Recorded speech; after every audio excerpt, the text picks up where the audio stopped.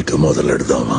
25కి 25 MP స్థానాలు మనమే తెచ్చుకుందాం. ఆ తర్వాత ప్రత్యేక హోదా ఎలా రాకుండా పోతుందో కూడా గట్టిగా చూస్తామని చెప్పి కూడా చెప్పండి. మన ప్రభుత్వంలో పూర్తిగా మద్యాన్ని నిషేధిస్తాం అని చెప్పి గట్టిగా కూడా చెప్తాం. నా సిపిఎస్ మనం అధికారంలోకి వచ్చిన వారంలో చేపించేస్తానన్నా. ప్రతి సంవత్సరం జనవరి 1వ తారీఖున ప్రభుత్వ ఉద్యోగాల భర్తీకి క్యాలెండర్ కూడా విడుదల చేస్తాను అని చెప్పి మీ అందరికీ కూడా హామీ ఇస్తా ఉన్నా. 200 యూనిట్ల వరకు మీకు కరెంటు ఉచితంగా ఇస్తామని చెప్పి మీ అందరికీ కూడా చెప్తా ఉన్నా. ప్రాజెక్టు 2021 జూన్ నాటికి కంప్లీట్ చేస్తాము. ఖరీఫ్ 2022 నాటికి నీళ్లు ఇచ్చే పరిస్థితి తీసుకొని వస్తానని కూడా ఖచ్చితంగా కూడా చెప్తా ఉన్నాను. 2023 ఖరీఫ్ కు కల్లా ఈ ప్రాజెక్టు పూర్తి చేస్తామని చెప్పి చెప్తా ఉన్నాను. 2025 ఖరీఫ్ కల్లా ఖచ్చితంగా గోదావరి పోలవరం ప్రాజెక్టు పూర్తి చేసి సమగ్ర సప్లాన్ చట్టాన్ని చట్టబద్ధంగా తీసుకొస్తామని చెప్పి హామీ ఇస్తా ఉన్నాము.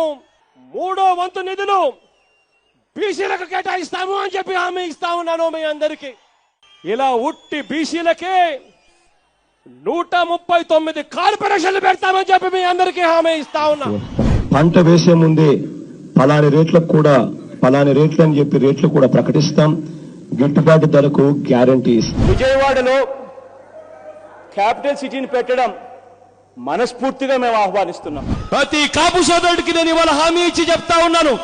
చంద్రబాబు నాయుడు గారి 5 సంవత్సరాలలో ఏదైతే కాపు కార్పొరేషన్ కోసం నిధులు ఏదైతే కేటాయించాడో ఆ నిధులకు రెట్టింపు నిధులు కేటాయిస్తాను అని చెప్పి మీ అందరికీ కూడా హామీ ఇస్తా ఉన్నా. ఇది జగన్ అనే నేను మనం అధికారంలోకి వచ్చిన వెంటనే ఆ చెప్పిన 5,000 కోట్ల రూపాయలను 10,000 కోట్ల రూపాయలు ఇస్తాను అని చెప్పి నేను చెప్పడం మోసమా అని అడుగుతా ఉన్నా. సౌమ్యుడిగా పేరు పొందిన ఎక్స్ ఎంపీని అతి కిరాతకంగా ఇంట్లోకి చొరబడి గొడ్డలి తీసుకొని నరికి అత్యంత దారుణంగా చంపడం అన్నది ఇంతకన్నా దారుణమైన విషయం ఎక్కడా ఉండదు. కరెంటు ఛార్జీలు బాదుడే